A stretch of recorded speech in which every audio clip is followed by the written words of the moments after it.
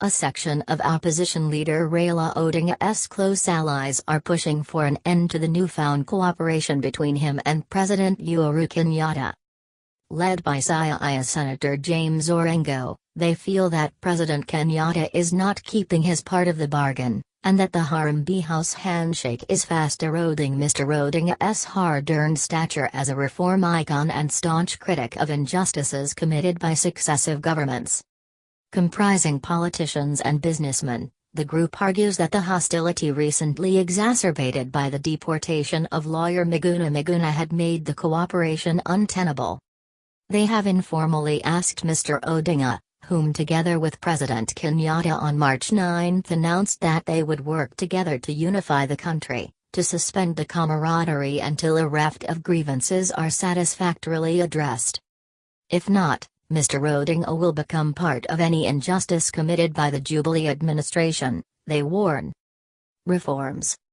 They want Dr. Miguna to be unconditionally allowed back in the country, families of victims of post-election crackdown by police compensated, and an agreement on how to achieve electoral reforms struck.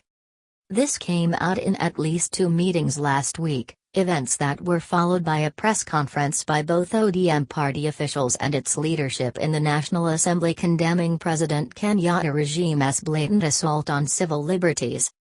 Mr Orengo told Sunday Nation that in the absence of the rule of law, there was no point in Mr Odinga working with Mr Kenyatta. Uhuru has to be held accountable now. Any engagement with him in any process would be an act of impunity because he is condoning the blatant and brazen defiance of court orders. He said. He has put the judiciary in an embarrassing position. His hands are there. The warning he gave to the judiciary that he would revisit it after the Supreme Court overturned his declaration of win by EBC is there for all to see, Mr Orengo added, stating a popular view within ODM's political circles.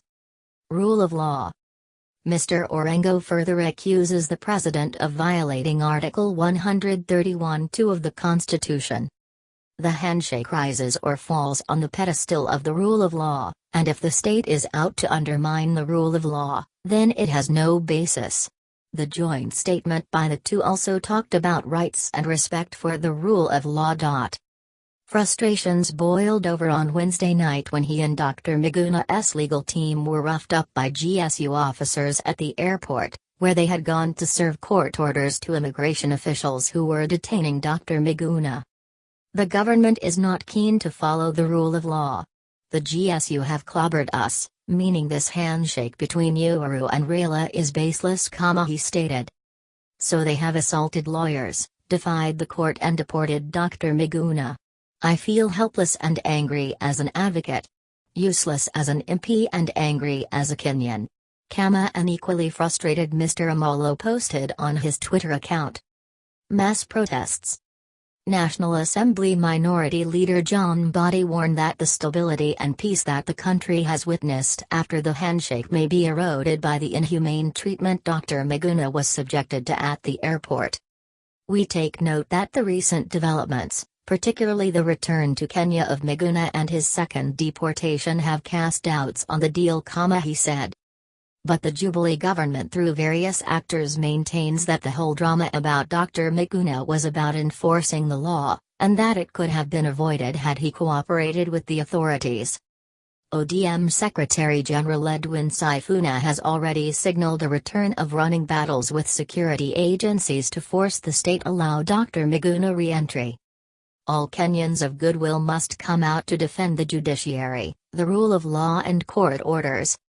To this end, ODM calls on Kenyans of goodwill, members of the bar, civil society and the church to come out at an appointed date next week to effect the court orders by arresting the convicted criminals, Fred Mashangai, Interior CS, George Ganetai, the head of the Directorate of Criminal Investigations, Gordon Kailangwa, Immigration Chief, and Joseph Boynet, Inspector General of Police, and bring these fugitives before the law, he said.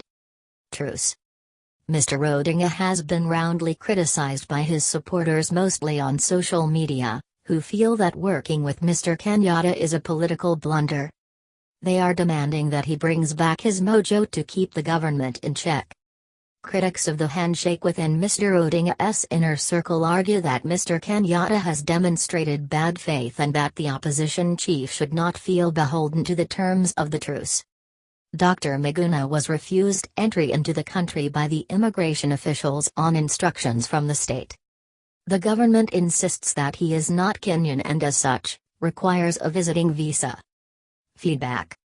But while some leaders have criticized the handshake, it still enjoys support from a section of Mr Odinga's allies, who feel that the misgivings surrounding the handshake are misplaced. I think Orengo is frustrated with the judiciary for its reluctance to enforce its own orders rather than the handshake itself, a close ally of Mr Odinga based at his Capitol Hill office said. I have heard the grumbling, but they should know that Miguna is his own worst enemy. The handshake is well-intentioned, a second-term MP from the former South Nyanza, who sought anonymity, said. But a leading figure in the Orange Party accused his colleagues who still support the handshake of being blinded by fringe benefits coming their way as a result of the cooperation. We should not bury the ideals we believe in for the allure and luxury that comes with supporting the regime. What if it stinks? The official wondered. Uncharacteristic of him, Mr. Odinga declined to speak about the recent developments in the political arena. His spokesman Dennis Onyango was also not available for comment.